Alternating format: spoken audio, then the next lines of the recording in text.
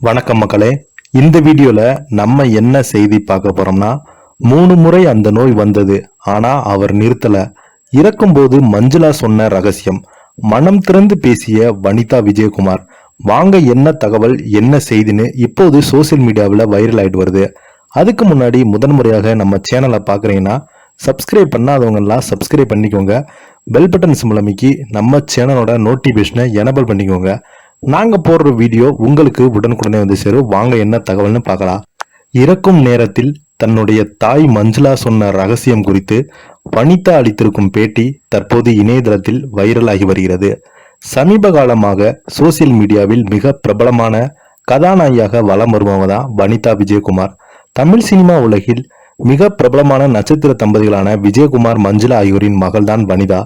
இவங்க விஜய் நடித்த சந்திரலேகா படத்தின் மூலம் தமிழ் சினிமா உலகிற்கு அறிமுகமானாங்க. அதனைத் தொடர்ந்து இவங்க சில படங்கள்ல மட்டும் நடித்திருந்தாங்க. சினிமாவிலிருந்து சில காலம் விலகியும் இருந்தாங்க. திருமணத்துக்கு பின்பு வனிதா படங்களை நடிப்பதை நிறுத்தி கொண்டாங்க. இதையடுத்து குடும்பத்துல ஏற்பட்ட பிரச்சனை காரணமாக வனிதாவிற்கு 2 முறை விவாகரத்து ஏற்பட்டது. அதற்கு பிறகு வனிதா அவருடைய தந்தைக்கு இடையே நிறைய கருத்து வேறுபாடு ஏற்பட்டு மிகப்பெரிய சண்டையே நடந்தது. இதனால் வனிதாவை அவருடைய தந்தை வீட்டை விட்டு வெளியே அனுப்பிவிட்டார்.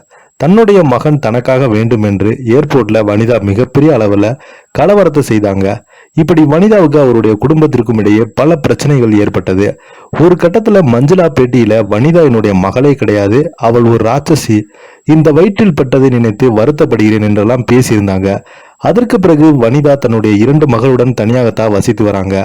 தற்போது சினிமா சீரியல்ல நிகழ்ச்சியில தொழில் என்று பிஸியாக வனிதா கலக்கி கொண்டிருக்காங்க. சமீபத்தில் அளித்த பேட்டியில வனிதா ஏர்போர்ட்ல நடந்த சம்பவத்துக்கு பிறகு என்னுடைய அம்மா மஞ்சுளா வீட்டிற்கு வர சொன்னாங்க. வீட்டிற்கு சென்று நான் என்னுடைய தந்தையின் காலில் விழுது அழுது மன்னிப்பு கேட்டேன்.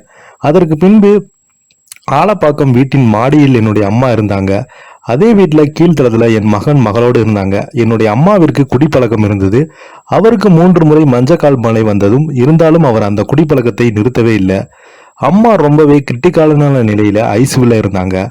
மருத்துவர்களுக்கு 72 மணி நேரத்துல அம்மா இறந்து விடுவாங்க என்று சொல்லிட்டாங்க. இந்த சூழ்நிலையில அவர் என்னிடம் சில விஷயங்களை சொன்னாங்க. மேலும் இந்தியாவின் தலை சிறந்த வழக்கறிஞராக இருக்கும் ராமோஜனை அழைத்து அனைத்து சொத்து பத்திரங்களும் என்னுடைய பெயரை சேர்க்க வேண்டும் என்று சொன்னாங்க. என்னுடைய தந்தை விஜயகுமாரிடம் வனிதா விட்டு விடாதீங்க என்று சொன்னாங்க. அதற்கு என்னுடைய அம்மா இறந்துட்டாங்க. ஆனால் அவருடைய இறுதி சடங்கு கூட என்னால் அனுமதிக்கவே இல்லை. சரத்குமாரும் ராதா ரவியும் தான் என்னை முன்னால் அழைத்து இறுதி சடங்குகளை செய்ய வச்சாங்க. அவர்கள் இல்லை என்றால் என்னுடைய அம்மாவிற்கு என்னால் இறுதி சடங்கு கூட செய்ய முடியாது. தற்போது அந்த வீட்டை என்னுடைய அம்மா பிரித்தி மற்றும் ஸ்ரீதேவிக்கு எழுதி வைத்து விட்டாங்க. எனக்கு இந்த சொத்துல உரிமை இல்லை என்று மஞ்சுளா எழுதி வைத்தாங்க. ஆனால் அதுல எனக்கு நம்பிக்கை இல்லை. நான் அந்த சொத்துல எதையும் எதிர்பார்க்கல. அவர்கள் பெண் பிள்ளைகள் இருக்காங்க. சொத்து பிரித்தான் என் மகளுக்கும் ஒரு பங்கு கொடுக்க வேண்டும் என்று கூறியிருக்காங்க வனிதா அவங்க. இப்போ அவங்க கொடுத்த பேட்டி சோசியல் மீடியாவில் வைரல் ஆயிட்டு வருது.